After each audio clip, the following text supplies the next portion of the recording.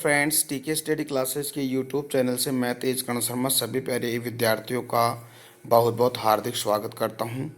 देखिए फ्रेंड्स, आज हम ट्वेल्थ क्लास की जो पॉलिटिकल साइंस की जो बुक है उसका हम फर्स्ट चैप्टर पढ़ रहे थे, शीत युद्ध का दौर। उस चैप्टर का अगला जो टॉपिक है उस टॉपिक का नाम है दोस्तों दो ध्रुवीयता को चुनौती। हम बात करेंगे गुटनिरपेक्ष आंदोलन की। ठीक है, तो दोस्तों मेरे साथ आप जुड़े रहिएगा और टीके स्टडी क्लासेस चैनल है उसको आप लगातार शेयर सब्सक्राइब भी करते रहेगा। देखिए दोस्तों, दो ध्रुवीयता को चुनौती हम यूँ कह सकते हैं गुटनिरपेक्ष, यानी कि जो दो ध्रुवीयता है हम ये कह सकते हैं कि जो शीत युद्ध का जो दौर होता है दोस्तों, दो महाशक्तियों के मध्य लगातार प्रतिस्पर्धा और प्रतिद्वंदिता का एक लंबे समय तक माहौल बना रहता है, उसी को हम कह सकते हैं शीत युद्ध कहते हैं। ठीक है, तो ये दो महाशक्तियाँ थी दोस्तों, एक तो आपको पता है कि अमेरिका और एक आपको है सोवियत संघ। ठीक है, तो दो शक्तियाँ कौन कौन सी थी? एक तो आपका यूएसए थी और एक आपकी जो सोवियत संघ है दोस्तों, सोवियत संघ। ठीक है दोस्तों, ये सोवियत संघ है। इन दोनों बड़ी महाशक्तियों के मध्य दोस्तों जो लंबे समय तक जो एक शीत युद्ध का दौर जारी रहता है उसकी हम बात करेंगे। लेकिन दोस्तों आखिर में दोस्तों आपको पता है कि इस दो बड़ी शक्तियों के मध्य जो शीत युद्ध का दौर होता है उसको चुनौती देने के लिए एक आंदोलन होता है दोस्तों, और उस आंदोलन का नाम है गुटनिरपेक्ष आंदोलन। ठीक है दोस्तों, तो दोस्तों गुटनिरपेक्ष आंदोलन क्या होता है आपको मैंने पहले ही बताया था कि किसी भी गुट के अंदर शामिल ना होना तथा दो महाशक्तियों के बीच या दो शक्तियों के बीच में मध्यस्थता का काम करके दोनों ही महाशक्तियों के बीच में समझौता, संधि या समन्वय स्थापित करने का काम करना ही क्या कहलाता है? गुटनिरपेक्ष कहलाता है। ठीक है, तो इस गुटनिरपेक्ष आंदोलन की हम बात करेंगे। ठीक है, तो देखिएगा दोस्तों, स्टार्ट करते हैं। देखिए दोस्तों, गुटनिरपेक्ष आंदोलन ने विश्व के अनेक देशों को दोनों महाशक्तियों गुटों में अलग करने का सुझाव दिया। देखिए दोस्तों कि जो लंबे समय तक जो दो शक्तियों महाशक्तियों के बीच में जो गुट शीत युद्ध का दौर होता है, तो इस शीत युद्ध के दौर को लेकर दोस्तों गुटनिरपेक्ष एक आंदोलन होता है। ये आंदोलन क्या सुझाव देता है कि जो विश्व के जो अनेक देश हैं, इन अनेक देश दो महाशक्तियों के बीच में गुटों में शामिल नहीं रहेंगे, यानी कि वो अलग रहेंगे, यानी कि वो तटस्थता की नीति अपनाएंगे। तो इस आंदोलन ने यह विश्व के अनेक देशों को सुझाव दिया गया। ठीक है, देखिए दोस्तों आपको पता है दोस्तों कि जो गुटनिरपेक्ष आंदोलन है, इस गुटनिरपेक्ष आंदोलन की जो संस्थापक जो देश हैं दोस्तों, और संस्थापक देश के जो प्रमुख नेता हैं, उन प्रमुख नेताओं के अंदर दोस्तों 5 ऐसे नेता थे जिन्होंने गुटनिरपेक्ष आंदोलन को आगे बढ़ाया और उसकी स्थापना या संस्थापक के रूप में उनको जाना जाता है। कौन कौन से देश है दोस्तों?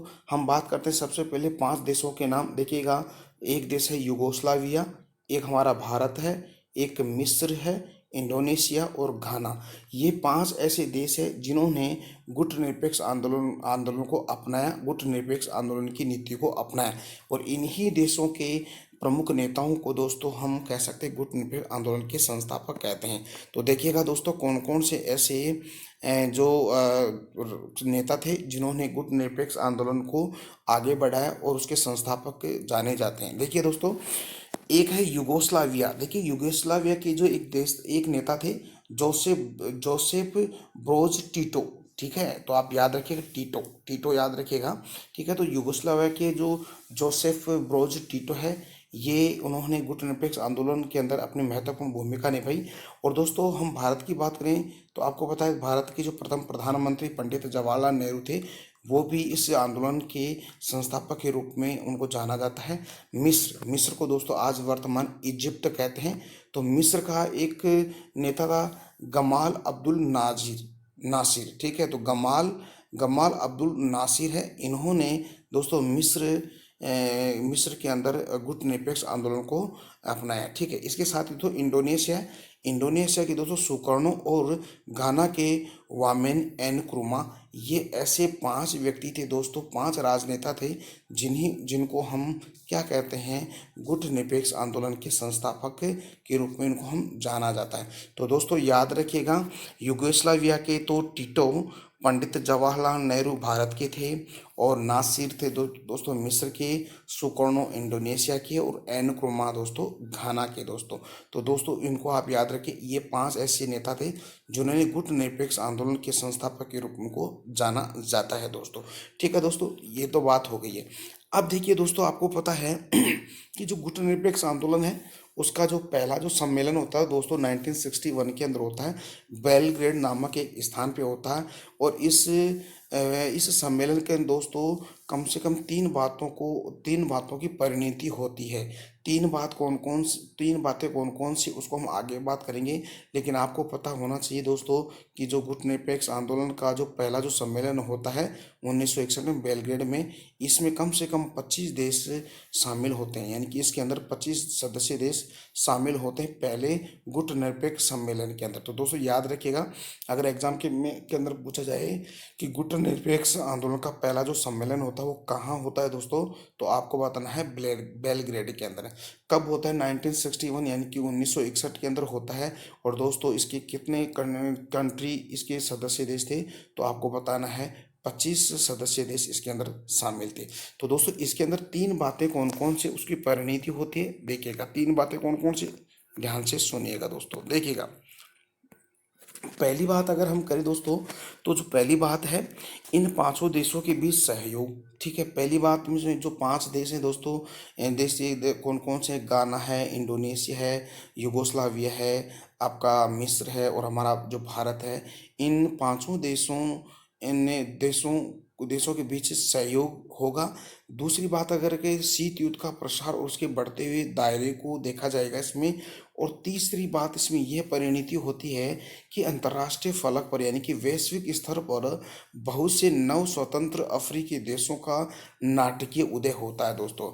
और 1960 तक आपको पता है यूएनओ यानी कि यूनाइटेड नेशन ऑफ ऑर्गेनाइजेशन यानी संयुक्त राष्ट्र संघ में 16 नए अफ्रीकी देश बतौर सदस्य शामिल हो चुके थे दोस्तों।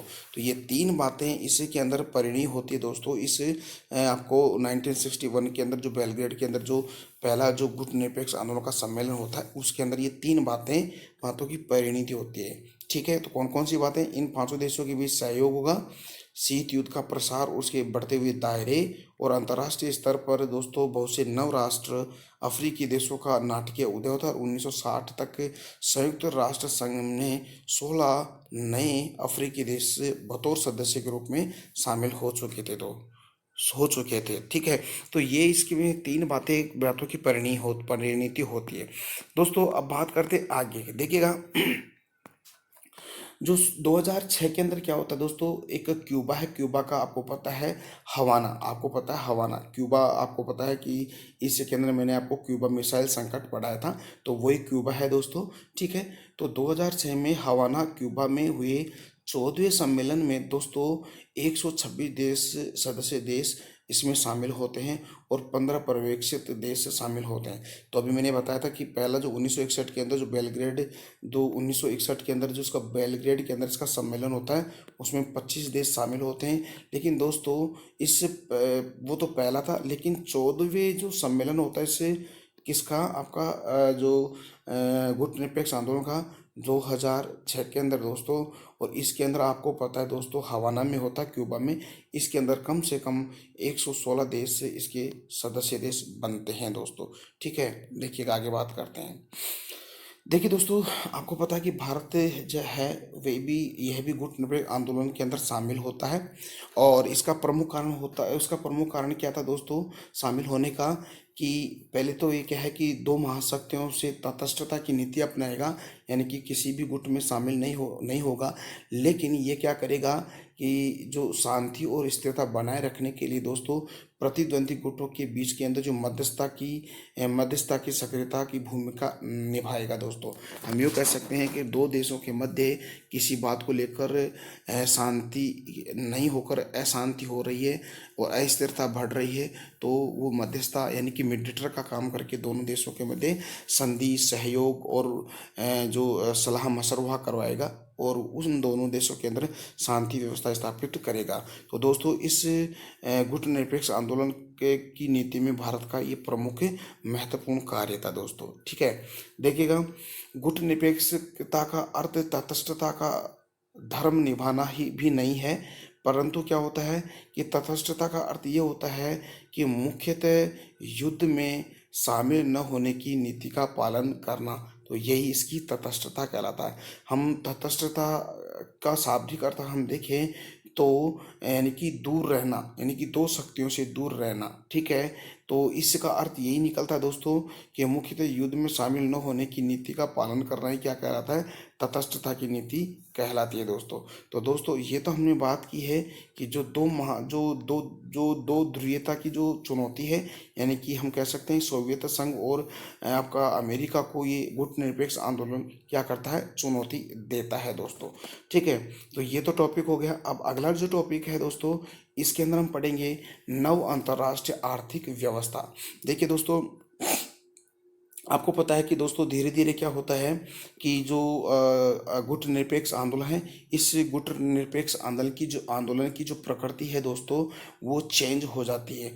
और चेंज होने के साथ ये है आर्थिक स्थिति पर बहुत ज़्यादा जोर देना प्रारंभ कर देता है। हम यूँ कह सकते हैं कि जो गुटनिरपेक्ष आंदोलन के अंदर जो शामिल जो देश थे, और हम यूँ भी कह सकते हैं कि जो दो बड़ी महाशक्तियों के का साथ देने वाले छोटे बड़े जो देश थे, जिन पर आर्थिक संकट था, उस आर्थिक संकट को दूर करने के लिए दोस्तों गुटनिरपेक्ष आंदोलन ने अपनी महत्वपूर्ण भूमिका निभाता। तो हम यूँ कह सकते हैं कि धीरे धीरे जो हमारी गुटनिरपेक्ष आंदोलन की जो प्रकृति वो चेंज होती है और दोस्तों आर्थिक संकट की ओर बहुत ज़्यादा जोर देना प्रारंभ कर देता है। तो उसी को हम देख लेते हैं। देखिएगा दोस्तों,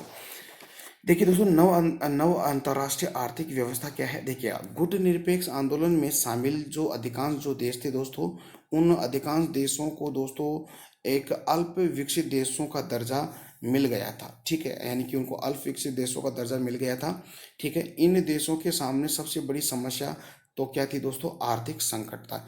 इन देशों ने आर्थिक संकट से उभरने के लिए धनी देशों के पर निर्भर रहना पड़ता था, और जो धनी देशों के उपनिवेश देश बन चुके थे।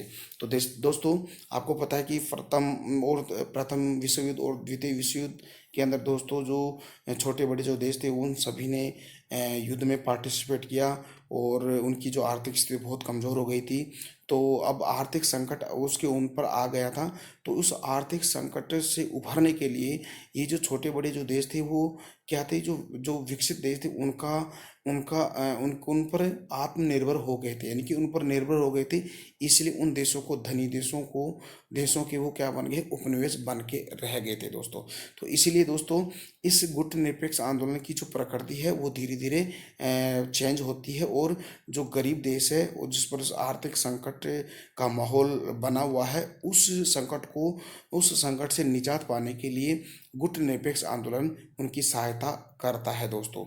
अब देखिए क्या है, एक बार इसको फिर देखते हैं, दोबारा से पढ़ते हैं। देखिएगा, गुटनिरपेक्ष आंदोलन में शामिल अधिकांश देशों को अल्प विकसित देशों का दर्जा मिल गया था। इन देशों के सामने सबसे बड़ी समस्या आर्थिक संकट था।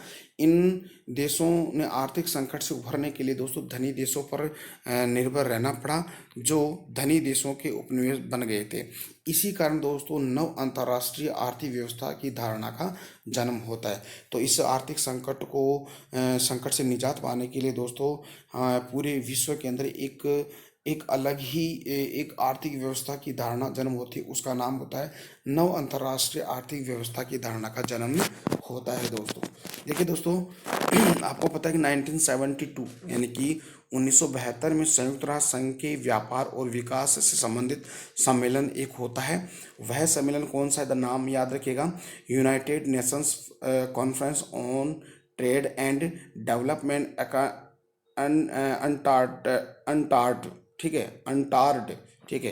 तो ये सम्मेलन होता है। इस सम्मेलन में दोस्तों क्या होता है, वैश्विक व्यापार प्रणाली में सुधार का प्रस्ताव दिया गया। और इस वैश्विक व्यापार प्रणाली के अंदर क्या रिपोर्ट आती है, देखिए कौन कौन सी रिपोर्ट आती है इसके अंदर। पहली बात देखिएगा, जो अल्प विकसित दो देश थे दोस्तों, जो बड़े जो धनी व्यक्तियों के धनी देशों के साथ निर्भर उनके ऊपर निर्भर रहे, जिस कारण जिन पर जो आर्थिक संकट मंडरा रहा था, उन देशों के लिए एक वैश्विक स्तर पर एक नीति अपनाई गई थी। वो कौन कौन सी है, देखिए अल्प जो विकसित देश है, वो अल्प विकसित देशों को अपने उन प्राकृतिक संसाधनों पर नियंत्रण प्राप्त होगा जिसका दोहन पश्चिम देश के विकसित देश कर रहे थे। हम यूँ कह सकते हैं कि जो अल्प विकसित जो देश थे उन पर जो पश्चिमी देश के जो विकसित देश हैं, उन देशों में आकर उनके जो रिसोर्सेज थे, प्राकृतिक नेचर रिसोर्सेज थे, प्राकृतिक संसाधनों का दोहन कर रहा था, तो उन पर क्या बाउंडेशन लगा दी गई, पहली बात। और दूसरी बात है कि अल्प विकसित देशों की पहुंच पश्चिम देशों के बाजार तक हुई और वे अपना सामान बेच सकेंगे, और इस तरह गरीब देशों के लिए यह व्यापार फायदेमंद रहा।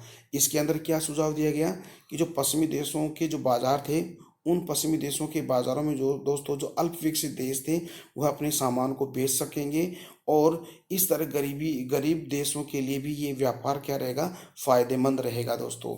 तीसरा फायदा क्या था, पश्चिमी देशों में मंगाई जा रही प्रौद्योगिकी की लागत कम होगी, और जो अल्प विकसित देश थे जो पश्चिमी देशों के लिए जो प्रौद्योगिकी का सामान मंगवाते थे, वो उनकी जो लागत है वो कम होगी। चौथा फायदा क्या है, अल्प विकसित देशों के अंतर्राष्ट्रीय आर्थिक संस्थानों में भूमिका बढ़ेगी। तो दोस्तों इस सम्मेलन के अंदर जो यूएनओ के द्वारा दोस्तों जो 1972 के अंदर जो एक सम्मेलन था दोस्तों, united nation conference on trade and development UNCTAD में ये सुझाव दिए गए थे। जो मैंने आपको 4 सुझाव बताए थे दोस्तों, ये सुझाव इसको दिए गए थे। इससे क्या हुआ कि जो दोस्तों जो अल्प विकसित देश थे, उन अल्प विकसित देशों की जो आर्थिक संकट था उनके ऊपर, वो धीरे धीरे खत्म होता चला गया दोस्तों। ठीक है, गुटनिरपेक्ष आंदोलन की प्रकृति धीरे धीरे बदलती गई और आर्थिक मुद्दों को अधिक महत्व दिया जाने लगा। तो मैंने अभी आपको बताया था कि जो गुटनिरपेक्ष आंदोलन था, जो दो देशों के मध्य वह जो देश जो गुटनिरपेक्ष आंदोलन का नेतृत्व कर रहा है, दोनों देशों के मध्य मध्यस्थता की नीति अपनाकर दोनों के देशों में शांति व्यवस्था बनाए रखने का सुझाव देता था। लेकिन अब धीरे धीरे क्या होता है कि गुटनिरपेक्षता की जो प्रकृति है वो धीरे धीरे चेंज होती है, और एक नई नीति को वो जन्म देता है, नई नीति के मुद्दे को उठाता है, और वो था दोस्तों आर्थिक संकट। यानी कि जो अल्प विकसित देश थे जिन पर बहुत ज़्यादा आर्थिक संकट मंडरा रहा था, उनके लिए वह आगे कदम बढ़ाता है दोस्तों गुटनिरपेक्ष आंदोलन। तो हम इसीलिए हम कह सकते हैं कि गुटनिरपेक्ष आंदोलन की जो प्रकृति है वो धीरे धीरे क्या बदलती गई दोस्तों। तो दोस्तों आज हमने बात की जो जो दो ध्रुवीय दो देश है उनको जो गुटनिरपेक्ष आंदोलन जो उसको चुनौती देता है, उसकी हमने बात की है। अगले टॉपिक में दोस्तों हम जो हमारे भारत और जो आपका शीत युद्ध है उसकी हम चर्चा करेंगे। तो दोस्तों मेरे साथ जुड़े रहेगा, और टीके स्टडी क्लासेस चैनल है उसको आप लगातार शेयर सब्सक्राइब भी करते रहेगा दोस्तों। तो दोस्तों हम कल मिलते हैं एक नए टॉपिक के साथ, तब तक के लिए मेरे को दोस्तों इजाज़त दीजिएगा दोस्तों। नमस्कार दोस्तों, जय हिंद, जय Bharat, bye bye, take care.